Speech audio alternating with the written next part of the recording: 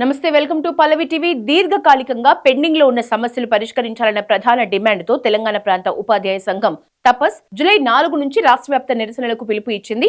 10 డిమాండ్లను నెరవేర్చాలని ఆందోళనల బాట పట్టింది. మంగళవారం రాష్ట్ర వ్యాప్తంగా తపస్ ఆయా జిల్లాల అధ్యక్షులు, ప్రధాన కార్యదర్శుల నేతృత్వంలో జిల్లా కలెక్టరేట్ ముందు నిరసన చేపట్టారు. ప్రభుత్వం వెంటనే స్పందించి తమ డిమాండ్లను పరిష్కరించాలని వారు కోరారు. తెలంగాణ ప్రాంత ఉపాధ్యాయ సంఘం రాష్ట్ర శాఖ పిలుపు వరకు ఈరోజు హన్మకొండ జిల్లా కేంద్రంలోని ఏర్పాటు చేసుకున్నటువంటి ఈ ధర్నా కార్యక్రమంలో యొక్క ముఖ్య ఉద్దేశము ప్రభుత్వము అనుసరిస్తున్నటువంటి ఉద్యోగ ఉపాధ్యాయ వ్యతిరేకతను నిలదీస్తూ ఈరోజు ధర్నా శిబిరం అనేటువంటి ఏర్పాటు చేసుకోవడం జరిగింది.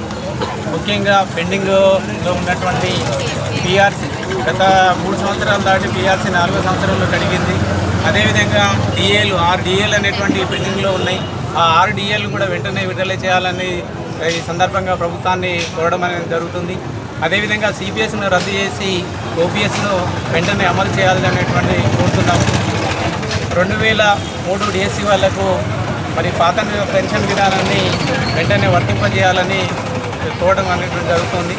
అదేవిధంగా 317 జీవధార స్థానికతను కోల్పోయినటువంటి ఉపాధ్యాయులకు ఆల్టర్నేట్గా తీసుకొచ్చినటువంటి 190 జీవో అనేటువంటి మరి కొన్ని శాఖల్లో అమలుపరచడం అనేటువంటి జరిగింది. దాన్ని విద్యాశాఖలో కూడా అమలుపరిచి ఉపాధ్యాయులు వాళ్ళ సొంత జిల్లాలకు వెళ్ళే విధంగా రాష్ట్ర ప్రభుత్వం కృషి చేయాలని ఈ విధంగా సభాముఖంగా ప్రభుత్వాన్ని కోరడం అనేది జరుగుతూ ఉంది. అదేవిధంగా మోడల్ స్కూల్ ప్రధాన సమస్య అయినటువంటి 01 ద్వారా వారి యొక్క వేతనాలు అందజేయాలని కోరుతున్నాము. కస్తూర్బా స్కూళ్ళలో పనిచేస్తున్నటువంటి వారికి టైం స్కేల్ వర్తింపజేయాలని, అదేవిధంగా వారి యొక్క సమ్మె కాలంలో రావాల్సినటువంటి వేతనాన్ని కూడా వెంటనే అందజేయాలని ఈ సభాముఖంగా కోరుతున్నాము.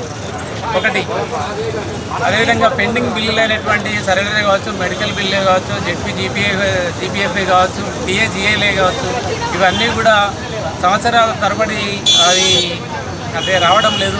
వాటిని వెంటనే విడుదల చేయవలసిందిగా ప్రభుత్వాన్ని కోరుతున్నాము.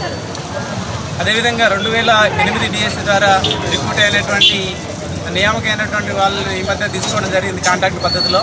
వారికి టైం స్కేల్ వర్తింపజేయాలని ఈ ధర్నా శిబిరం సందర్భంగా కోరుతున్నాము.